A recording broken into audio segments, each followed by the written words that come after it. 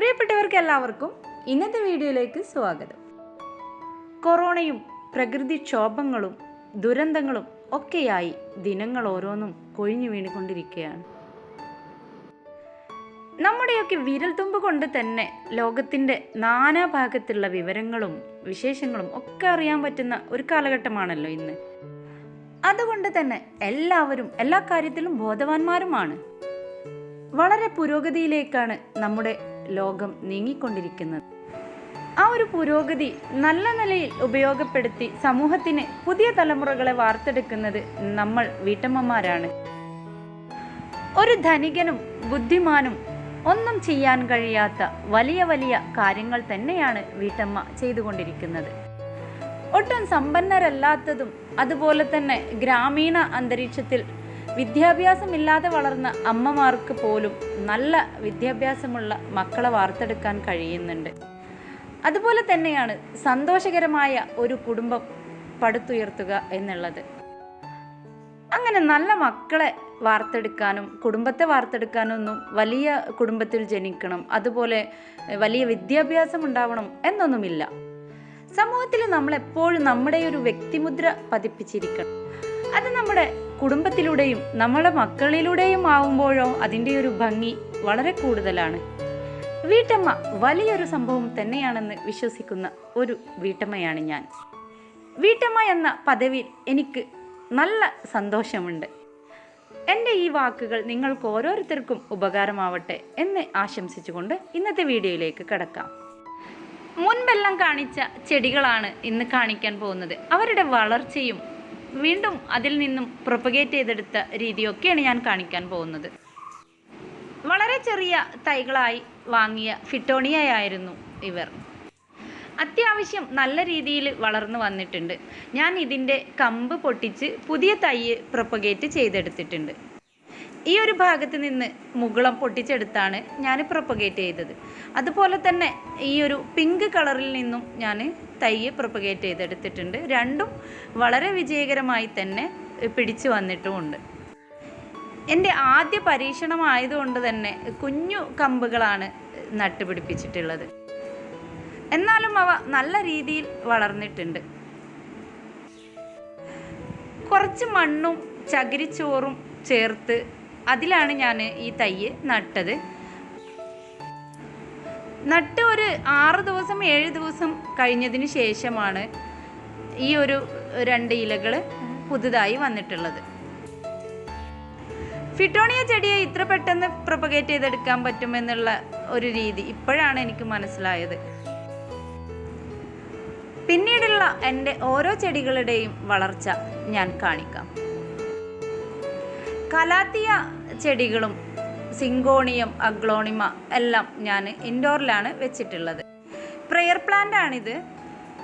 ഇത് പുതിയ പോട്ട് വാങ്ങിയപ്പോൾ അതിലേക്ക് കമ്പ് നട്ട് റെഡിയാക്കിയതായിരുന്നു. ഇപ്പോൾ പുതിയ ലീഫൊക്കെ വന്ന് നല്ല ഭംഗിയായി ഇരിക്കുന്നുണ്ട്. നല്ല ഹെൽത്തിയുമാണ്. ഇനിയുള്ള ചെടിയാണ് കലാത്തിയ.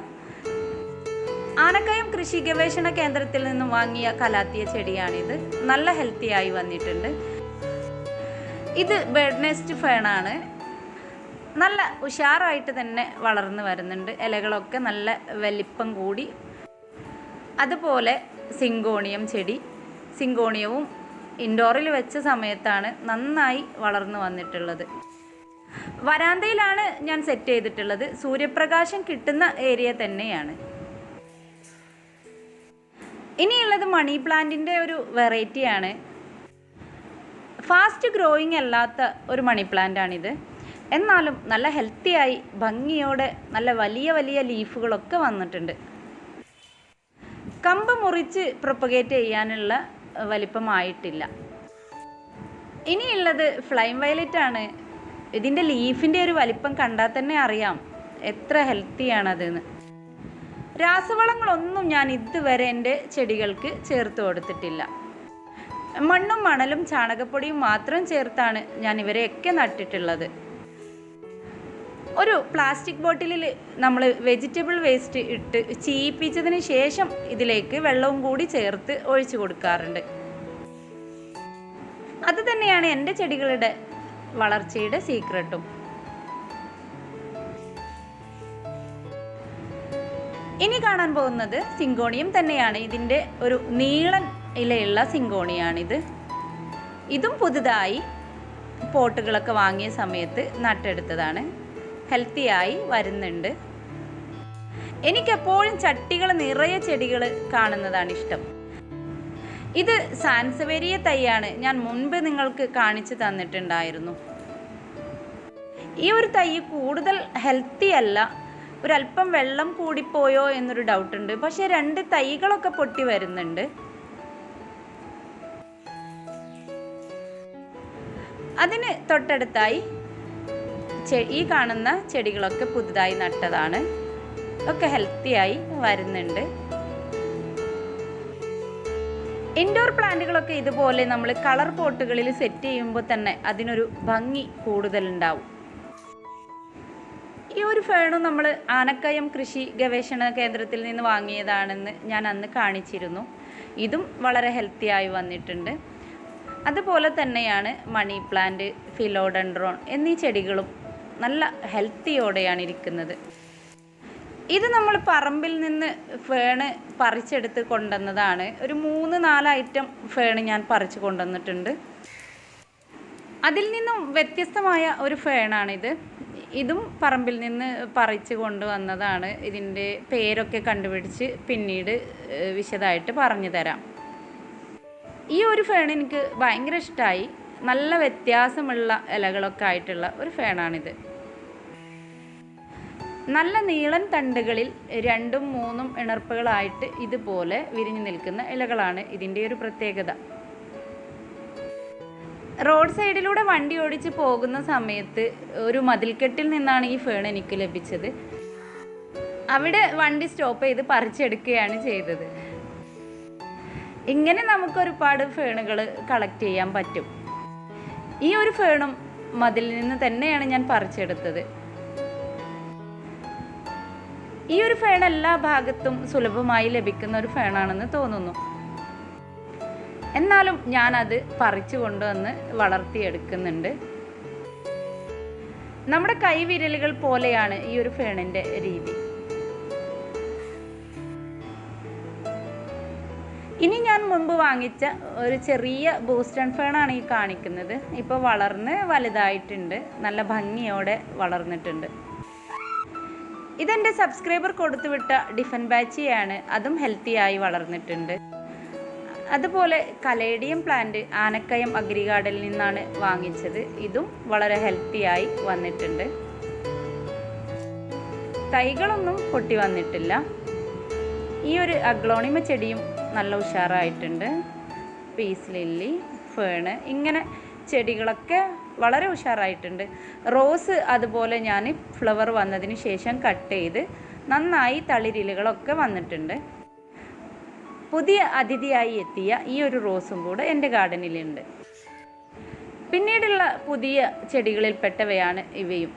ഇവരെല്ലാവരും നല്ല ഭംഗിയോടെ ഹെൽത്തിയായി വളർന്നു വന്നിട്ടുണ്ട്. ഈ ഒരു ബിഗോണിയ എനിക്ക് വല്ലാതെ ഇഷ്ടമുള്ളതാണ്. അത് പിടിച്ച് വരുന്നതേ ഉള്ളൂ.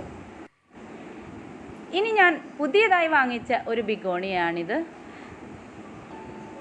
ഈ ഒരു ബിഗോണിയ എൻ്റെ കയ്യിൽ ചെറിയ ഒരു കമ്പ് സബ്സ്ക്രൈബർ കൊടുത്തു വിട്ടതുണ്ടായിരുന്നു. എന്നാലും ഇങ്ങനെ ഒരു വലിയ പ്ലാന്റ് കണ്ടപ്പോൾ ഞാനത് സ്വന്തമാക്കിയിട്ടുണ്ട്. 100 രൂപയാണ് ഈ ഒരു പ്ലാന്റിന് ഞാൻ കൊടുത്തിട്ടുള്ളത്. ഓരോ പ്ലാന്റുകളും വളരെ ഹെൽത്തിയായി തന്നെ വളർന്ന് വരുന്നതിൻ്റെ സീക്രട്ട് എന്താണെന്ന് എന്നോട് ചിലരൊക്കെ ചോദിക്കാറുണ്ട്. ഞാൻ പറഞ്ഞതുപോലെ തന്നെയാണ്, വെജിറ്റബിൾ വേസ്റ്റ് മാത്രമാണ് ഞാൻ യൂസ് ചെയ്യുന്നത്. ഈ ഒരു ചെടിയും സബ്സ്ക്രൈബർ കൊടുത്തു വിട്ടതാണ്, പെപ്രോമിയ. ഇതും നല്ല ഹെൽത്തിയായി വളർന്നിട്ടുണ്ട്. ഇതൊക്കെ വളർന്ന് അവർ ഈ ഒരു വീഡിയോ കാണുമ്പോൾ അവർക്ക് കിട്ടുന്നൊരു സന്തോഷമാണ് ഇതിൻ്റെ പിന്നിലെ ഉദ്ദേശം. ഇനിയുള്ളത് ഡിഫൻബാച്ചിയ ചെടിയാണ്. ഇതും നല്ല രീതിയിൽ വളർന്നിട്ടുണ്ട്. ഇതും ഇതിൻ്റെ ഒട്ടനവധി വെറൈറ്റീസും എൻ്റെ സബ്സ്ക്രൈബർ തന്നെയാണ് കൊടുത്തുവിട്ടത്. ഈ ഒരു പ്ലാന്റ് പുതിയതാണ്, പിടിച്ചു വരുന്നതേ ഉള്ളൂ. അങ്ങനെ കമൻറ്റിലൂടെ നിങ്ങൾ ആവശ്യപ്പെട്ട എൻ്റെ പുതിയ ചെടിയുടെ വളർച്ചയും ഞാൻ നിങ്ങൾക്ക് മുന്നിൽ കാണിച്ചു തന്നിട്ടുണ്ട്. ഇനിയും ബാക്കിയുള്ള ചെടികളുടെ വളർച്ചയും ഒക്കെയായി നെക്സ്റ്റ് വീഡിയോയിലൂടെ ഞാൻ വരാം. ഇന്നത്തെ എൻ്റെ വാക്കുകളും അതുപോലെ തന്നെ ചെടികളും ഒക്കെ നിങ്ങൾക്ക് ഇഷ്ടമായിട്ടുണ്ടെങ്കിൽ എൻ്റെ വീഡിയോ ലൈക്ക് ചെയ്യുക, കമൻറ്റ് ചെയ്യുക, ഷെയർ ചെയ്യുക. സബ്സ്ക്രൈബ് ചെയ്യാതെയാണ് നിങ്ങൾ കാണുന്നതെങ്കിൽ ഒന്ന് സബ്സ്ക്രൈബ് ചെയ്യുക. ഇനിയും എൻ്റെ പുതിയ വീഡിയോസ് നിങ്ങൾക്ക് കാണണം എന്ന ആഗ്രഹമുണ്ടെങ്കിൽ സബ്സ്ക്രൈബ് ബട്ടൻ്റെ തൊട്ടടുത്തുള്ള കുഞ്ഞു ബെല്ലൈക്കണിൽ ഓൾ എന്നൊരു ഓപ്ഷൻ ഉണ്ട്.